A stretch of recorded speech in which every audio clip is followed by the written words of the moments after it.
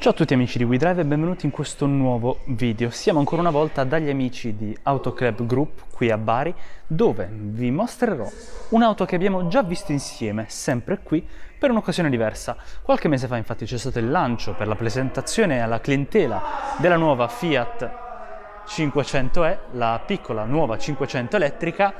Oggi l'auto è arrivata in showroom e ho l'opportunità di portarvi a bordo della vettura, certo per parlare della sua tecnologia di bordo, ma non in questo video, in uno dei prossimi, e quindi vi invito ad iscrivervi al nostro canale e a cliccare sul campanello per riceverne la notifica, ma soprattutto perché è un'auto super curiosa, piena di dettagli, curiosità nascoste che non potete assolutamente perdervi, quindi non esitiamo ancora, andiamo a scoprirle tutte. In particolar modo ve ne mostrerò 10. Partiamo dall'anteriore con il primo dettaglio. In primis devo darvi un po' di contesto. Questa è la 500C. Stiamo parlando chiaramente della versione cabrio, è venduta in varianti berlina, quindi con il tetto chiuso, e 3+1, che è quella il cui video lo trovate qui in alto nelle schede per capire di cosa stiamo parlando, ma all'altezza del finestrino posteriore contiene una terza portiera per facilitare l'accesso nella zona del divanetto posteriore. Questa appunto è una 500C cabrio. Gli allestimenti disponibili sono, partendo da quello più base, se vogliamo, Action, l'intermedio Passion e la Icon, che è quella un po' più, diciamo, quasi top di gamma, ma l'edizione limitata davanti alla quale ci troviamo è la prima, che praticamente ha tutti gli optional possibili e immaginabili di serie, oltre ovviamente a 3 one-off, quindi 3 auto specifiche per il lancio della 500 elettrica, curate rispettivamente da Armani, da Bulgari e da Cartel. Ma andiamo a scoprirne tutti i segreti. Partiamo dalla prima curiosità, quella se vogliamo più esplicita, la numero 1. Vedete qui il logo 500, questo è un chiaro richiamo con questo doppio baffo anteriore alla 500 originale del 1957. La seconda curiosità, sempre estetica, non è troppo un richiamo, non lo è almeno in maniera così esplicita, ma ci troviamo dinanzi all'indicatore di direzione, che è un dettaglio che quasi mai viene posto all'attenzione del pubblico. Guardate un po', spunta con questa forma aerodinamica molto interessante. E a proposito di aerodinamica, voglio mostrarvi un po' le maniglie della portiera, perché guardate un po', la fiancata è perfettamente liscia, non c'è nulla che spunti e infatti è scavata, dona tanta aerodinamica alla vettura. C'è un pulsante classico all'interno, questo tra l'altro è il rumore di chiusura della 500e. E a proposito di 500e, giriamole un po' attorno. Qui, come vedete, c'è il badge, la prima, che ci fa rendere conto, insieme al logo 500e contornato in azzurrino, che è un'auto appunto elettrica in edizione limitata. Qui c'è il badge. E la quarta curiosità è che la E è integrata, quindi una scelta grafica molto intelligente.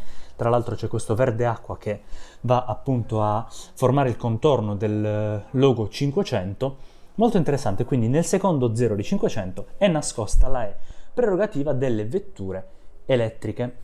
Tra l'altro in questa versione abbiamo la capote in tela con il monogramma di Fiat che si ritrova nel nuovo badge posteriore del marchio, quindi il nuovo lettering, se vogliamo dirla all'inglese, del brand Fiat. Ma per le prossime curiosità, precisamente per la numero 5, dopo aver visto le portiere e il logo, voglio portarvi all'interno della vettura. Ecco, qui ci faremo un po' una carrellata di curiosità, perché questa, come vi ho detto, è l'apertura delle portiere. Vi faccio dare prima un po' uno sguardo all'abitacolo, un nuovo sguardo non è mai abbastanza. Sempre elegante, ricordatevi sempre che stiamo parlando di una vettura che nella gamma di Fiat rappresenta la city car, se vogliamo, più prestigiosa, più elegante, più ricercata e più chic. E questo è l'abitacolo della nuova 500e. Ci sono tante curiosità anche qui. Partiamo dal pannello porta.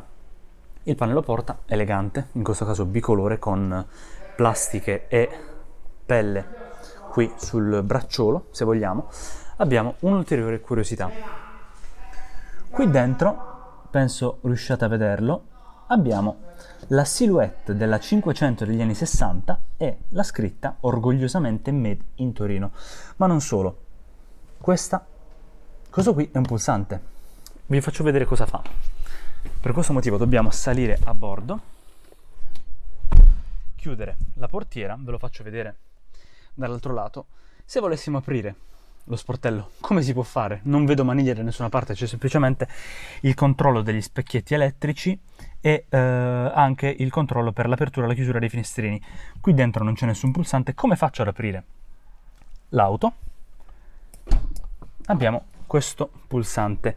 Chiaramente ricordiamoci sempre che auto di questo tipo, così tecnologiche, per gli appassionati di auto magari più meccaniche con olio e ingranaggi, portano sempre un dubbio molto specifico. In caso di rottura dei contatti o quant'altro, come si può fare? Non si può certo rimanere intrappolati all'interno della vettura. Qui sotto abbiamo un piccolo pulsante che va a sganciare la serratura e quindi a livello meccanico si può tranquillamente aprire la portiera. Ma procediamo con le curiosità riguardanti la nuova 500. E all'inizio vi ho mostrato il baffo anteriore della vettura che richiama la 500 degli anni 60, del 1957. Qui c'è un altro dettaglio. Il volante, secondo me, è molto elegante, in pelle bicolore in questo caso, con il logo 500 al centro. Ha il fondo leggerissimamente piatto, ma non è quello che mi interessa. Quello che ci interessa in questo momento è il fatto che abbia sole due razze, ed è anche questo un ottimo omaggio alla Fiat 500 originale, al cinquino originale, che però porta sulla versione moderna i pulsanti rispettivamente per controllare media, controllo vocale, diciamo inizio e fine di una telefonata, e qui i pulsanti per gli ADAS, perché la versione, la prima, ha numerosi ADAS, compreso il cruise control adattivo, quindi è ovviamente il mantenimento di corsia, che la rendono quasi autonoma, ma di sicuro donano a chi la guida un importantissimo livello di assistenza alla guida stessa.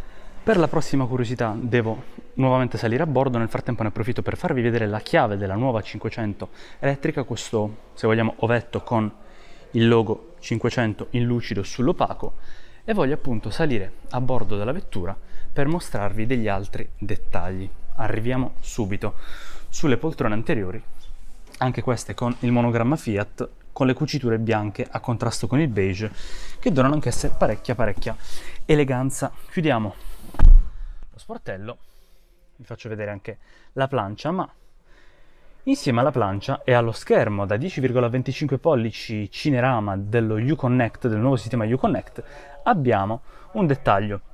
Qui sotto, la zona dedicata, se vogliamo in piano black, ai pulsanti per il controllo dell'aria condizionata, abbiamo una presa USB e una piattaforma. Questa piattaforma ricarica il telefono in modalità wireless, quindi una piattaforma wireless charging, ma nasconde anche lo skyline della città di Torino, un legame veramente importante tra questa vettura e la città. Tra l'altro qui abbiamo il pulsante per l'engine start e lo stop, quindi per accendere la vettura, avviarla e spegnerla senza chiave, solo col pulsante. E a proposito di questo, vi faccio un attimo sentire il suono di questa vettura. Non un banale ronzio come quello che ci si aspetterebbe da un'auto elettrica tra virgolette classica, ma un suono elegante e molto speciale.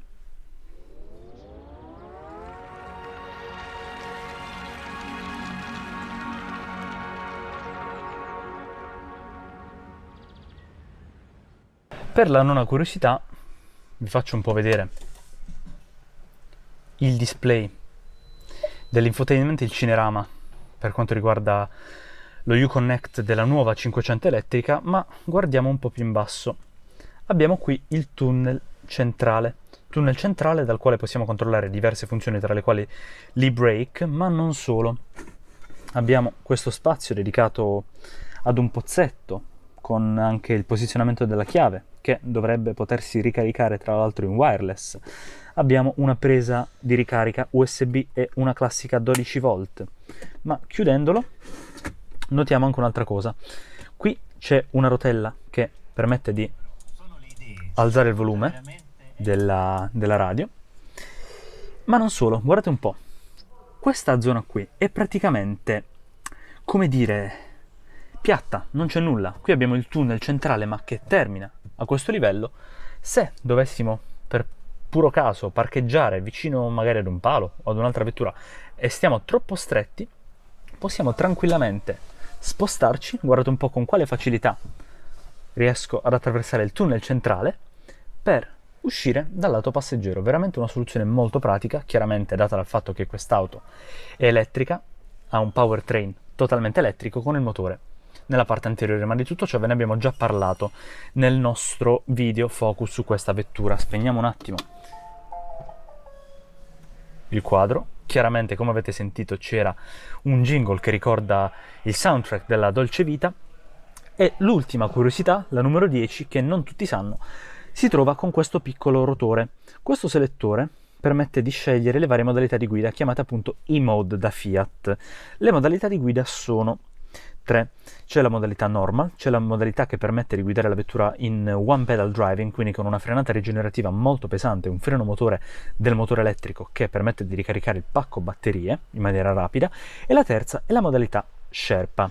Cosa vuol dire Sherpa? Gli Sherpa sono un gruppo etnico, sono un'etnia che vive sulle montagne del Nepal e che assiste e ha assistito nella storia gli esploratori, gli alpinisti che andavano a fare delle missioni sull'Himalaya, sul monte insomma, trasportando i loro bagagli, la loro attrezzatura e facendogli soprattutto da importantissima guida.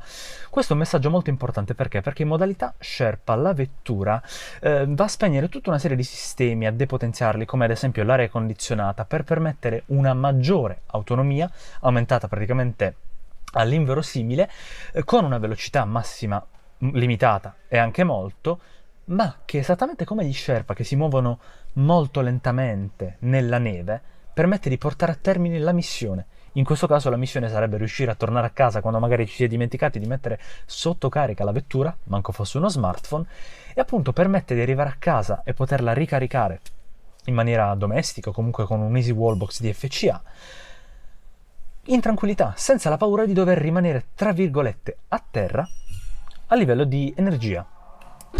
Premiamo nuovamente il pulsante, usciamo dalla nuova 500 elettrica.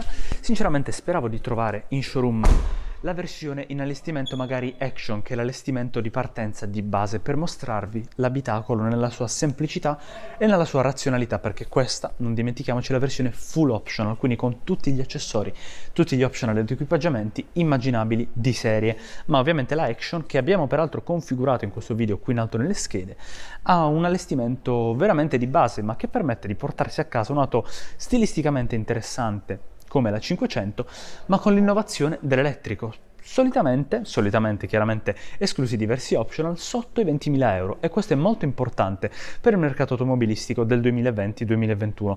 Ora però voglio sapere quelli che sono i vostri pensieri qui sotto nei commenti. Nel frattempo vi faccio vedere un'ultima volta la 500 elettrica qui alle mie spalle. Se questo video vi è piaciuto, ovviamente lasciatemi un bel pollice in su. Come fare per restare aggiornati con tutti i nostri prossimi contenuti? Iscrivetevi al nostro canale, cliccate sul campanello per ricevere le notifiche e seguiteci sul nostro sito e su tutte le nostre piattaforme social. Basterà cercare semplicemente wedrive.tv.